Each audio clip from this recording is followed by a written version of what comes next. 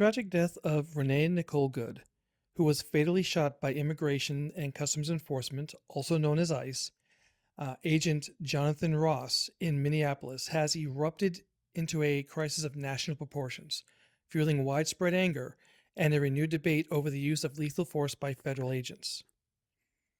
The initial catalyst for the public outcry was a video of the incident that swiftly went viral across social media platforms. This footage, widely circulated and shared, visually captured the moment of the shooting, leading to immediate and widespread condemnation of Agent Ross's actions and sparking protests in Minneapolis and other major cities. Critics argue the video clearly shows an unwarranted escalation of force, turning a routine encounter into a fatality.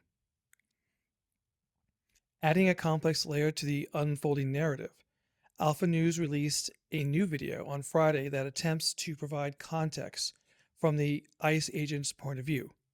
Crucially, this footage includes audio recordings of the agent, Renee Good, and her wife, Becca, in the tense moments immediately preceding the gunfire. The audio within this newly released footage details the interaction, capturing Good speaking to Agent Ross.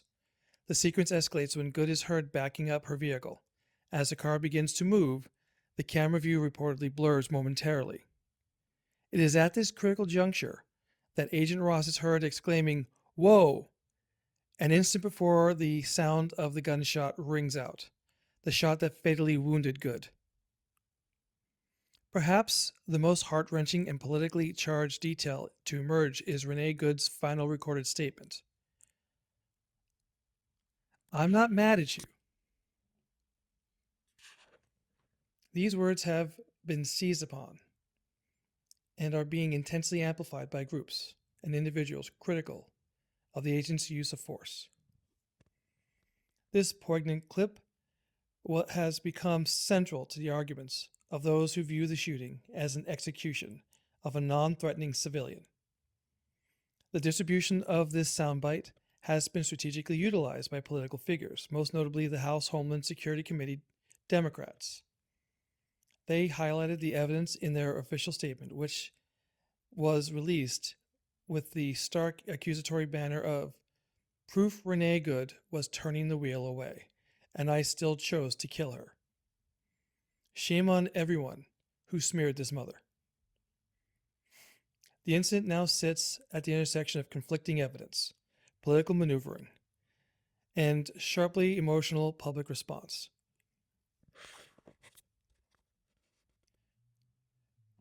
With calls for a full independent investigation into Agent Ross's conduct intensifying by the hour.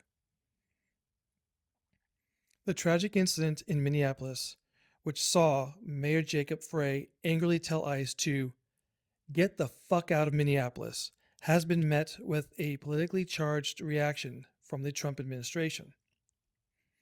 Trump used Truth Social to post a distant video clip of the shooting. He claimed the victim, a mother and citizen, had violently, willfully, and viciously ran over the ICE officer, who seems to have shot her in self-defense. Trump falsely asserted that Officer John Ross was dragged and hospitalized, even though the video clearly shows he walked away and deleted something from his phone before leaving the scene, contradicting all available video evidence.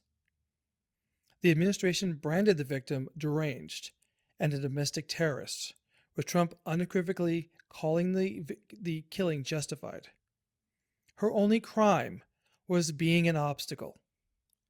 The victim's first words were, "That's fine, dude. I'm not mad at you." Ross's last words, after firing 3 bullets into her face, were "fucking bitch." A comment showing clear contempt, not remorse or shock. Actual law enforcement protocol, which ICE only LARPs as, dictates against firing on moving vehicles unless there is an imminent threat to others. The correct procedure would have been to record the vehicle information and let her drive away. The crime originated with ICE's unprovoked choice to engage. There was no suspicion of undocumented immigrants. The victim, Renee Good, was stopped and waving for ICE vehicles to pass. This was a deliberate choice to escalate the situation, which culminated in Ross fatally shooting an unarmed citizen. Furthermore, they deliberately chose to prevent a doctor from checking her well being while she bled out and delayed emergency services for 15 minutes. They chose to let her die. The incident aligns with a known dangerous pattern. A February 2013 review of U.S. Customs and Border Protection found agents deliberately placing themselves in front of vehicles to justify deadly force, a policy that was subsequently changed. The practice of using one's body to block a vehicle or firing at a fleeing car was forbidden nearly 13 years ago. When Christy Nome claims Ross was just following training, she ignores that Ross purposefully maneuvered in front of the vehicle multiple times, seeking confrontation and a reaction of fear from Renee Good. The expectation of future violence from ICE is high. Not days after the shooting, another agent mocked protesters with the comment, "Did you not learn your lesson the last time?"